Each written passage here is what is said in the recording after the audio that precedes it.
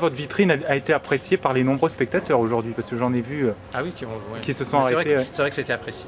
Je suis content de ma démarche et ça m'a fait une bonne pub. Avec mon employé, on s'est demandé quel genre de vitrine on pouvait faire et on a choisi de photographier des personnalités locales. Alors voilà, il y a Monsieur Pilorge qui fait partie des Pays Saveurs Charolais, un jeune pompier qui était aussi agent de ville, le facteur du quartier, en l'occurrence la factrice. Donc une habituée du vélo. Une habituée du vélo, voilà. Mado d'Auvergne. Mado d'Auvergne, alors c'est une figure locale, j'ose dire très grande gueule, mais on peut lui demander un service, elle est prête à le rendre. Monsieur le curé, qui m'a dit oui tout de suite, qui était enchanté. Le maire, monsieur Dominique Lotte, c'est à lui que j'ai demandé en premier.